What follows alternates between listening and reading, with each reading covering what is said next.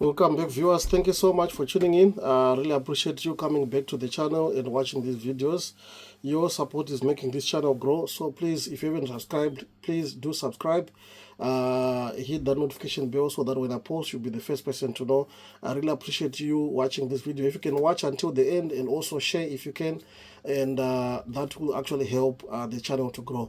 And the purpose why I do these videos is because I'm passionate about giving others information which has helped me to be where I am in my profession for this long, really. Um, I just want to put a disclaimer to say I don't consider myself a guru in social work, and when I deliver these topics, I don't represent the views of my employer, but these are nuggets from my own practice and from my own self-directed learning sometimes. And the purpose is just for somebody to pick one or two from this, and also to invoke some conversations so that we can keep the conversations going as a profession. It's important for us to be sharing information at the end of the day. In today's topic, I'm just gonna give a few hints and tips on how to manage difficult conversations.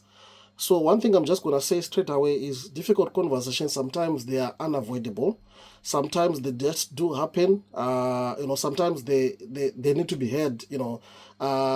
Sometimes you are led into difficult conversations because of actions that a particular person has done or undertaken, or sometimes you are led into difficult conversations only because you are the person to deliver that message, or sometimes you are the person to be managing that difficult conversation that particular time.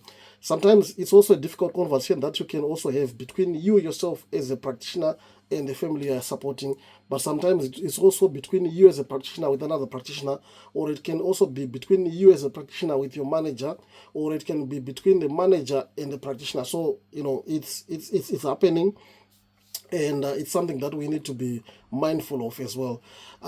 Sometimes difficult conversations are avoided because people like to avoid stress, making others feel less comfortable, for example, or because sometimes there is fear of confrontation. But however, conflict will naturally arise, like I said earlier on, and it is often through these conversations that valuable lessons are actually learned, especially in our profession, and insightful information is actually shared. If you are a good listener and you're able to reflect on feedback, these are opportunities for you to be learning and opportunities for you to also grow as a professional. All right.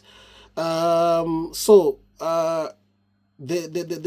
tips I'm gonna give are more or less specifically when you want to raise a concern about a particular individual, or when somebody else is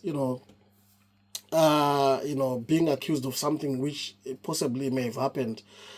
First and foremost, the thing that you need to be mindful about is being strategic in the way you deliver your message. What do I mean by this? It's about making sure that, one, it's private and confidential if possible, because privacy leads to a situation where the person you are delivering the message to will actually have more respect towards you than the message you're actually delivering. Because, for example, if you do it in front of people, you might actually lose respect for that particular person, but others also in the team as well. So it's important for you to know that you need to be strategic and you need to be purposeful in the way you actually deliver the message, because sometimes fraught emotions and the desire not to be labeled a bad person sometimes can also cause a challenging conversation to venture into other areas that you would actually not want. Sometimes, for example, when I talk about being strategic, I'm talking about you making sure that the issues that you're raising are actually pertinent and specific for that particular time, because there's no point in you taking this person aside and then start to talk about things that happened a year ago or 2 years ago. Those things have already been overtaken by time. So talk about things which are pertinent, things which are recent, things which are actually a concern, and instead of focusing more on the person, focus more on how it makes you feel, or focus more on how it is impacting the team, if it's about how it is impacting the team, because that actually helps the person to better understand why this is being raised as a concern. So it's important for you to know what is the goal in you raising these issues. And it's also important to also know that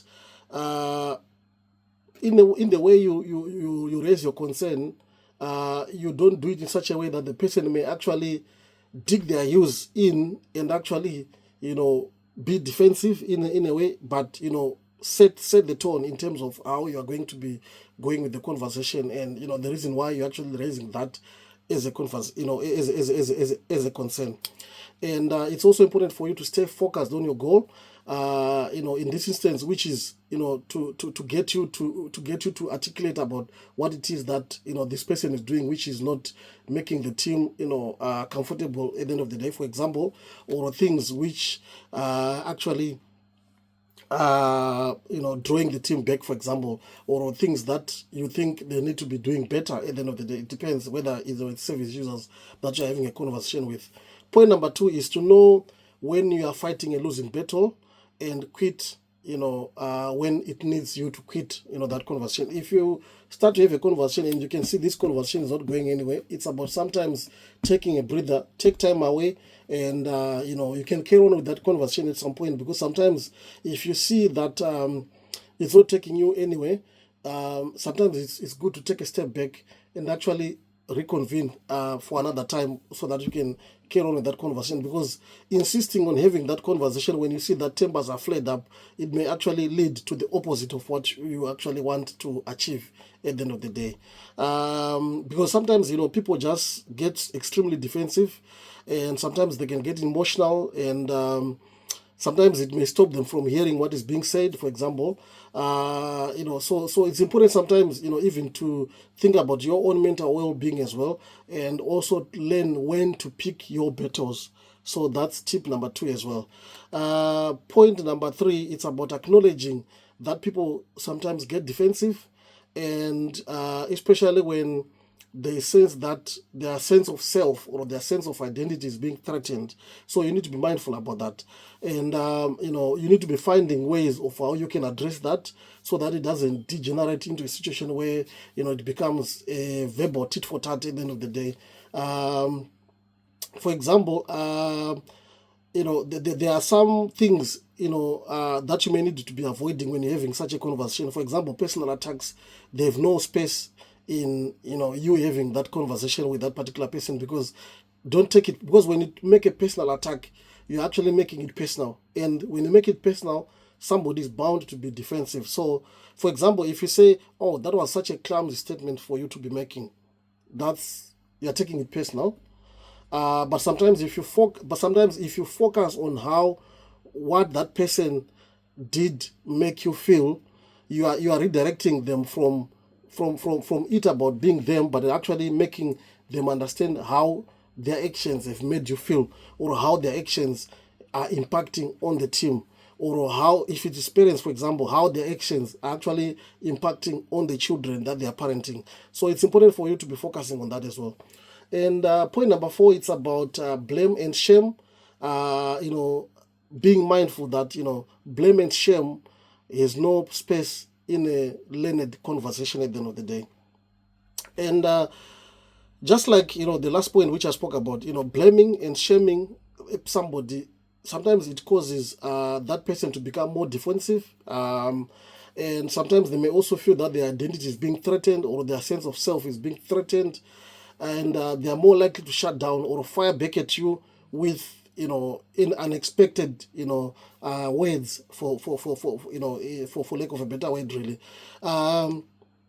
So it's sometimes you believe that blaming and shaming person will actually make them feel bad, and then they will stop. But sometimes it can actually have an opposite effect. So you need to be mindful about that. Sometimes it's important to be mindful that sometimes shaming not only fails to induce compliance with people, sometimes it actually incites a backlash which you may not be able to deal with. Sometimes it can even provoke resistance, and sometimes it can even worsen the situation, so to speak. So you need to be mindful about that. So the urge to always, shame and blame others, you always need to be fighting that when you're having a sensible conversation with somebody else. Point number 5 is you need to be showing concern. If somebody is showing to be quite emotional, you also need to be showing concern about what the person is fearing, and also show empathy to an extent, and that will also help you to bring that conversation forward as well, because at the end of the day, if you don't acknowledge all those kind of things, you are not having a conversation, you are just having a bash at somebody else, whereas it's not supposed to be like that. And if it is you being accused of something, or if it is you being alleged to have done something, you need to slow down your thinking, and you also need to slow down, sit and listen, because listening will help you understand exactly where this person is coming from. So I've flipped the coin. Now I'm talking about if it's a situation where you are the person being spoken to, you need to be able to slow down and think exactly, and also listen attentively to what this person is saying. Don't just rush straight into firing back with questions. I know there's always those emotions that come, blood rushes through your veins and all that, and you are thinking, how can you even say this, all that. But it's about you taking a step back and actually slowing down your thinking process, and actually slowing down your responses, and actually listening to be able to actually frame your answers in such a way that you become articulate. Because remember, when you're quite emotional, sometimes you may not be able to articulate yourself well as well. And when you recognize that you are being triggered in that situation, it's about being vocal about it, and actually saying that, I'm not in the right frame of mind to be having this conversation. Can we have this conversation at another point? Depending with what conversation it is, obviously. And also depending with what it is that's being brought to your attention as well. So you need to be mindful about that.